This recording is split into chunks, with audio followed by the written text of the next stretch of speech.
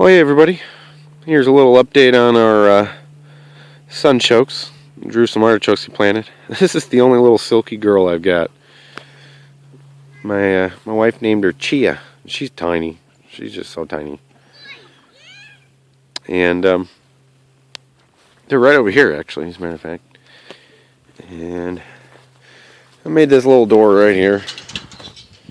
It works pretty good. Actually, I need to make it a little bit better, though. Yeah, it works for me now. And this is the sunchokes. You can see the dried up ones, the Jerusalem artichokes right there. These big flower stalks. And I started digging in here a little bit. I got tons and tons. I probably got about 15, 20 pounds of Jerusalem artichoke already. And Joey and Holly, the Wisconsin vegetable gardeners, they got some really good recipes for this. On their YouTube page, it's got a bunch of good stuff. Also their Facebook page. And I want to show you guys some of these. I mean, I barely have to dig in here. I'm going to use this little PVC thing to dig around in there. Hopefully the ground's not too frozen. Alright, there's one.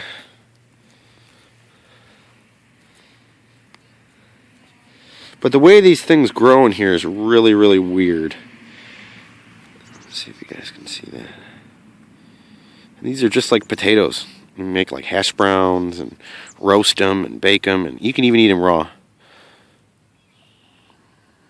And they've got like this, I think it's called inulin. And it's what the little stuff in your intestines and everything, and your stomach and your colon and everything. It's what all those little bacteria eat, and the bacteria burp and you fart. They make these sunchokes make you fart. That's what's funny about that.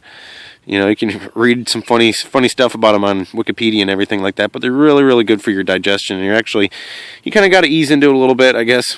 You know, eat a little bit at first, see how you do, and you know, start eating more. But Native Americans grew these.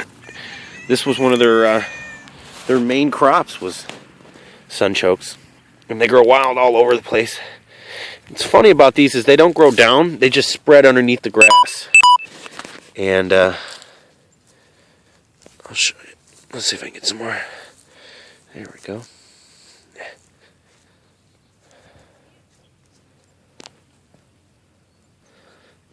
And these guys spread. These little roots spread everywhere, and eventually you'll have more than you can handle. So dig up as much as you can.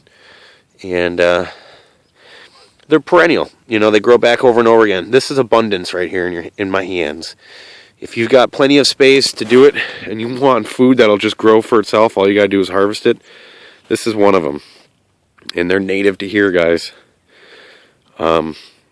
You know, we don't grow up eating Jerusalem artichokes, but this is an option, you know.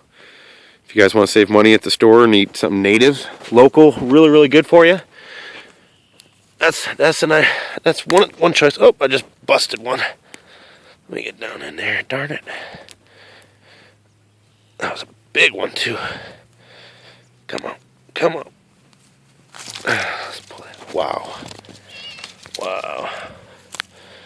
It's just loaded. Little ones. Little teeny tiny ones.